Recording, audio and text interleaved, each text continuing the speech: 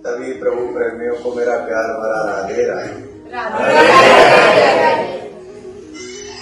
मैं आशा करता हूँ आप सब कुशल मंगल होंगे और बाल गोपालों को लेकर आप विराजमान हैं, देखकर बहुत मन हर्षित हुआ।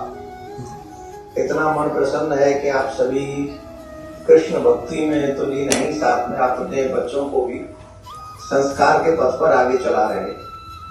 यह बहुत जरूरी है। हम अपने देश से बहुत दूर हैं और अपने देश से दूर रहकर जो सबसे बड़ी संपत्ति है वो एक ही हो सकती है कि हम अपने बच्चों को सनातनी बनाए रखें, संस्कारी बनाए रखें।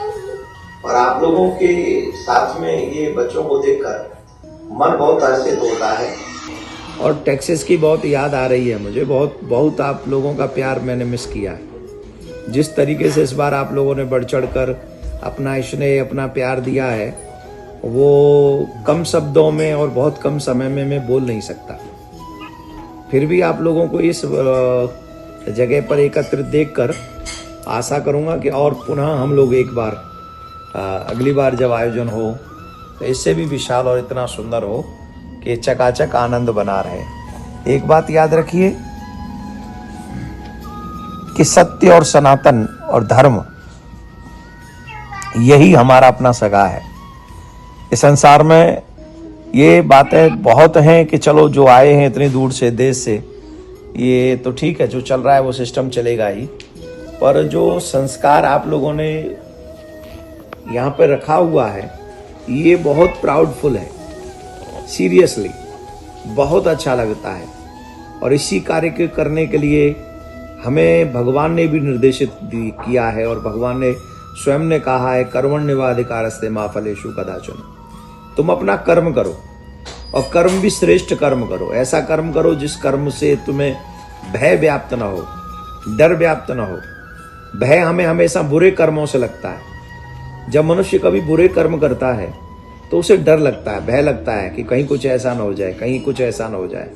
लेकिन जब अच्छे कर्म करता है तो उसे भयभीत होने की आवश्यकता नहीं, बल्कि मन प्रफुल्लित होता है, हर्षित होता है, आनंदित होता है। जैसे आज आपका मन हर्षित हो रहा है। देखो कैसे कैसे सर हिला रहे हैं आप लोग क्योंकि आपको पता है कि आप एक श्रेष्ठ कार्य में जुटे हुए हैं। सनातन आपको आगे बढ़ाने में आप लोग जुटे हुए हैं।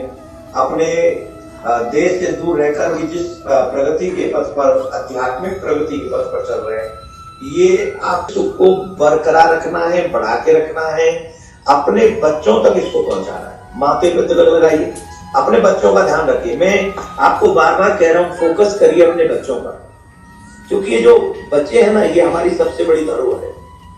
ये साधारण नहीं है, ये हमारी नेक्स्ट जनरेशन है, ये हमारी आने वाली पीढ़ी, हमारी संपत्ति है ये बच्चे।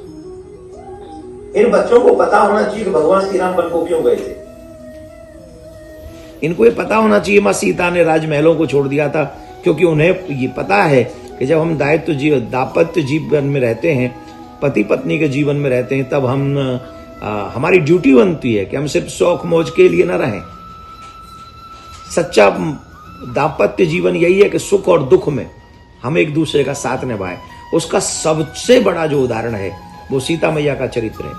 भगवान श्री राम ने नहीं कहा था कि वन को चलो, और कैकेयी ने भी सीता मैया के लिए वनवास नहीं मांगा था।